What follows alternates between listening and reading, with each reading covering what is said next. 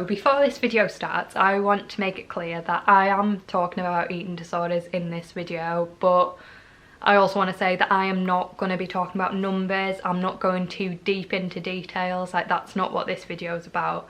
This is my recovery story of how my life got better and how I got to this point. It's going to be all about self-love and positivity. I don't have negativity on this channel. That is not what this channel is for. But what I will say is this is the most nervous I've been for a video. So if you can hear it in my voice that I'm nervous, I'm sorry, but I'm just being real with you. And I quite, Jesus Christ, I quite like watching real videos, proper raw. Like, I'm not even going to put much editing into this video because it'll take me ages, because I feel like it's going to be a long video. And we're nearly a minute in and I have not gotten to the point yet. Let's get to the point. So I'm going to be sharing with you my recovery journey and how I got to this point and how I became happier. So if that is something you are interested in seeing, then please keep watching. So let me take you back to 8-year-old me. I started my period at 8 years old, and at 8 years old I hadn't even had the puberty talk. I didn't know what was going on. I thought I was dying. I thought my organs were falling out of me, just bleeding out. Like, I thought my death was coming. I was planning my funeral. I'd wrote my will. Like, I'd wrote all these letters to people saying that I loved them, because I just thought something is falling out of me. Like, I'm dying. This is the end. I'm going to be gone soon. See you later. I'm off. Like, that's what I thought. I hadn't had the talk. Like, how was I supposed to know that literally every woman goes through it? I didn't know. And once I had the puberty talk and I realised it was normal, I was like, oh, thank God, like, I can live. I'm going to be alive for so much longer. I love this. But at the time I was like, death is coming. It's coming. And that is a scary thought for an 8-year-old, honestly. Like, I was terrified. But with periods comes changes to your body. So I had boobs, I had body hair, I had got taller, I'd gained a bit of weight, I had hips. My body was developing into a woman's body, and because none of my friends had developed like that, they all still looked like 8-year-old girls. Like, I thought I was just getting fatter.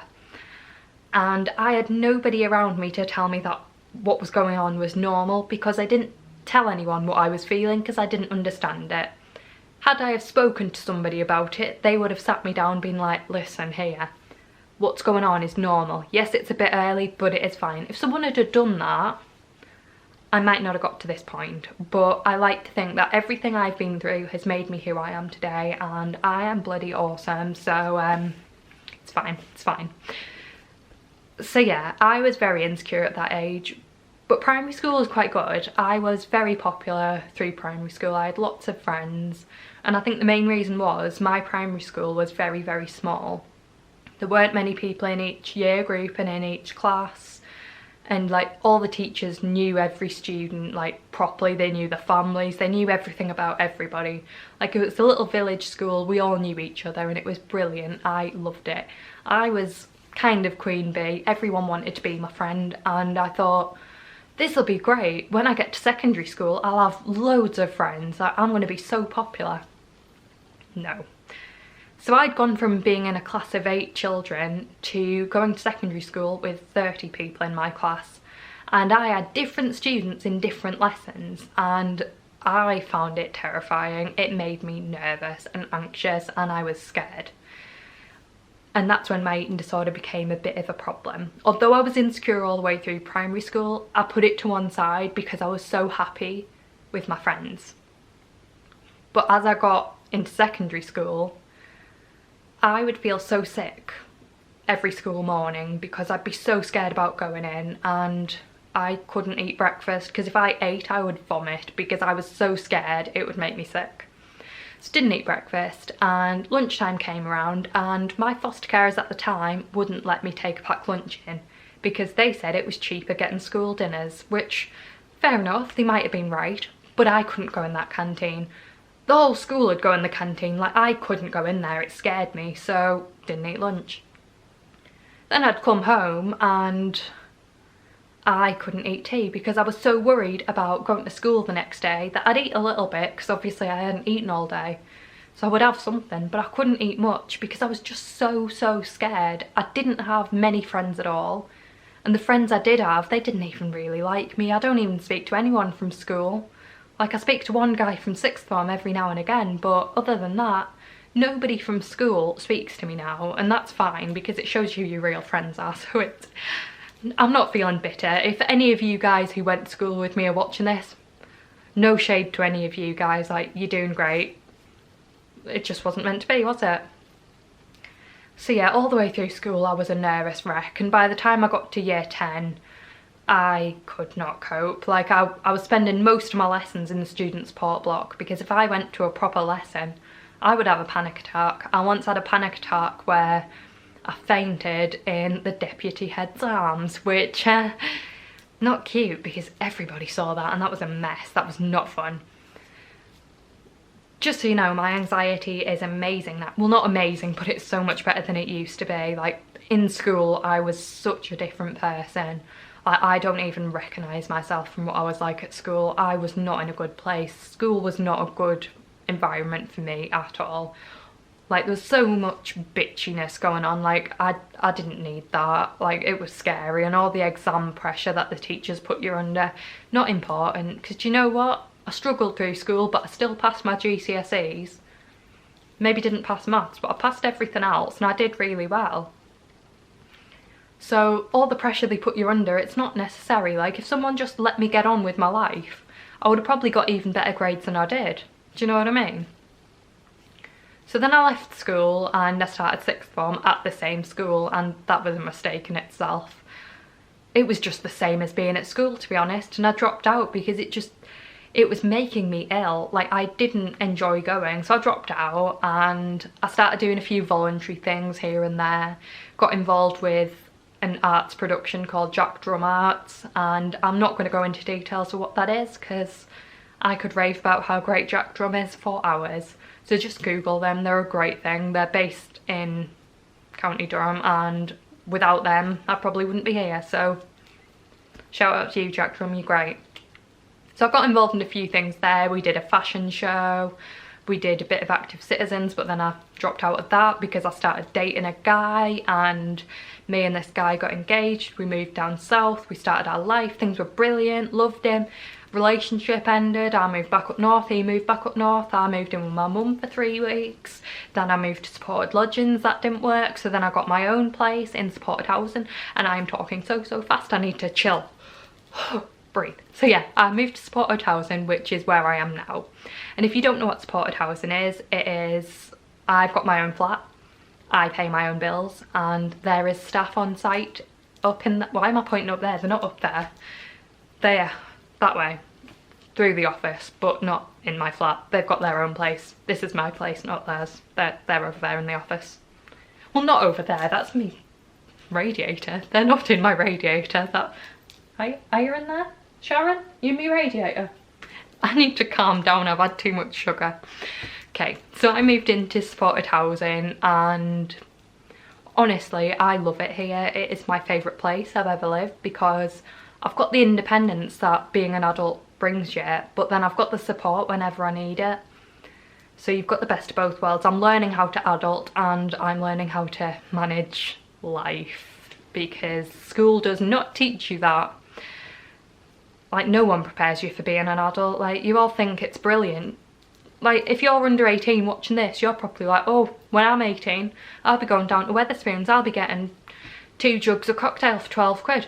No, it's not that fun. You've got bills to pay, you've got life benefits, you've got, electric. Do you realise how expensive electric is? Like, that costs an absolute fortune. Enjoy being a kid, it's great. I wish I could go, no I don't, I hated being a kid as well, because school, horrible, hated it.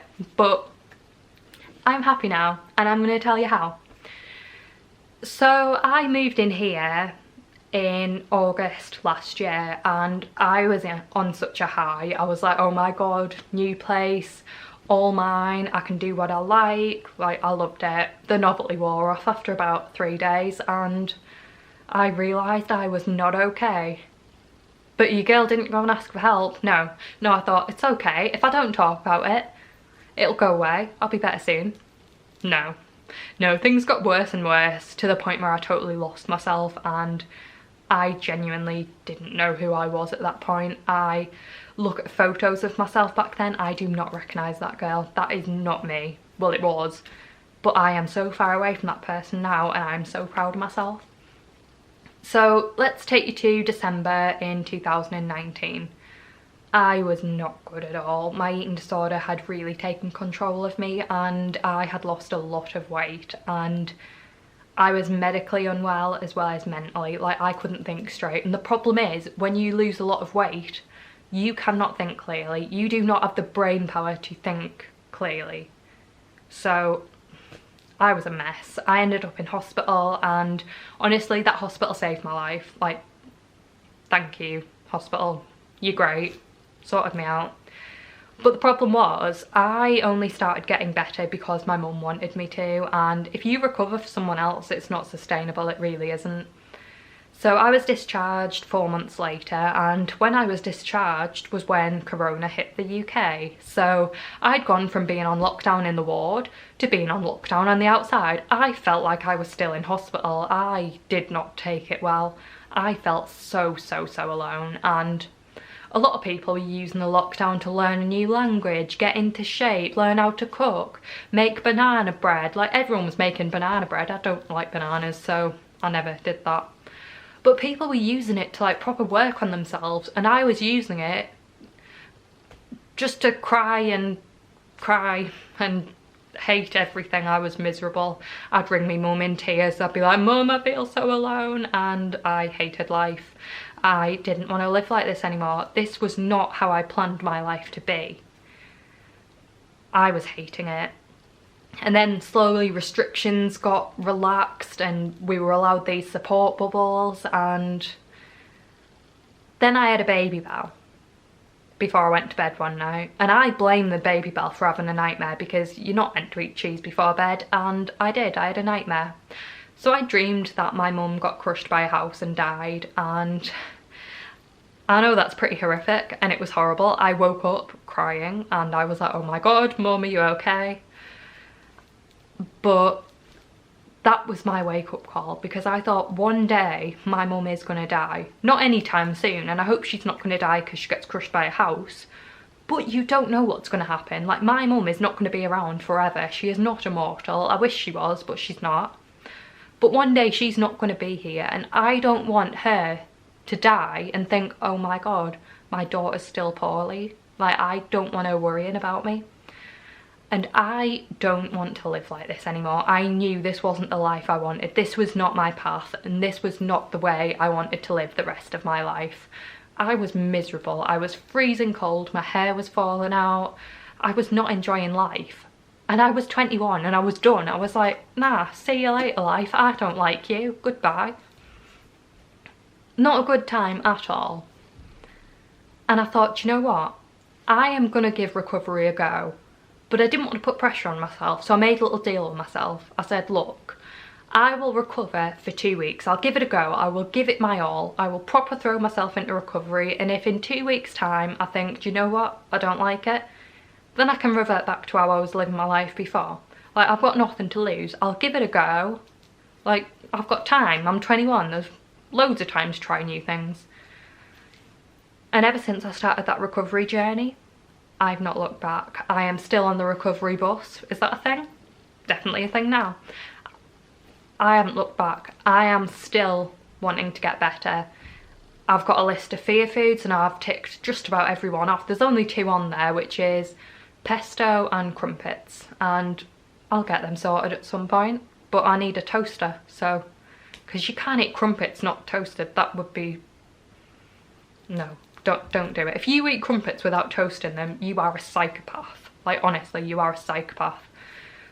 But I remember the day that I decided I wanted to get better, I rang my mum and I cried because I was so overwhelmed with just all this emotion. I said to her, I went, Mum, I want to get better. I want to live, and I want you to help me. And because the restrictions had been relaxed, She was able to come pick me up the next day, and I spent 3 days with her, and we focused fully on my recovery.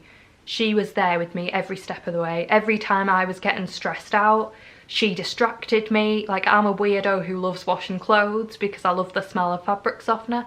She had me hanging out washing. She gave me some essential oil because sniffing strong smelling things, it honestly grounds me and brings me back to the moment. I was walking around with a bloody cotton pad taped to my nose, soaked in essential oil. Like, I was loving my life. And today I bought this necklace, and it's got like a bit of felt in it, and you soak it in essential oil, you put it in there, like you can smell it with you all the time. It's great. Totally recommend. Amazon, best thing ever. But she has had my back. I've had support from my support worker, the eating disorder team, they have been incredible. I've got my therapist, like, she has been with me every step of the way. My sisters, my older sister, like Sarah, love you, you're great. But you know who's really helped? My little sisters. They don't really understand too much about what's going on. They know I lost weight and they know that I was unwell because of it, but they don't know the extent of this. And I know my little sister Millie will be watching this, so hey Millie, I see you. You're probably the one who comments first because legend is what you are. But them, just them, I look at them and I'm like, oh my god, I want to be a role model for you, and I am going to be the big sister that you need. I want them to look at me and be like, yes girl, you've got your life together.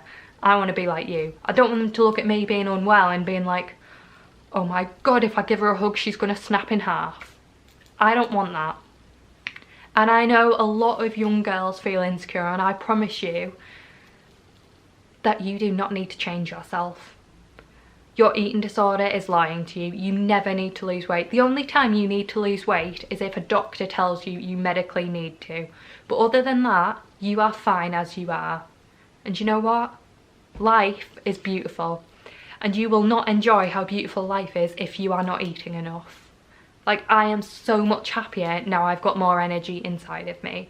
Like, I don't even count how many calories I have. I eat when I'm hungry and I stop when I'm full. Intuitive eating. And if this video goes down well, I might do what I eat in a day, anorexia recovery style. Like, oh, that is disgusting, I'm so sorry.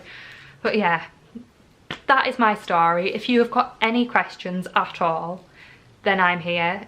Give me a DM, comment below, and I promise you recovery is worth it. And so are you. Like, life is beautiful and you've got this. And if you need any help with anything, I am here. Like, if I can do it, you can do it. And if you've ever felt insecure, you are beautiful and you are strong, and life does get better. I promise you. You can do this. You are strong. You got this. And how many times am I going to repeat myself? I need to not. And I need to calm down. I am way too hyper. It's the calories. The calories have got me like this. Right, I'm gonna go. I have talked for nearly half an hour, so I should probably shut up. But I will catch you next time. See ya. What? Goodbye.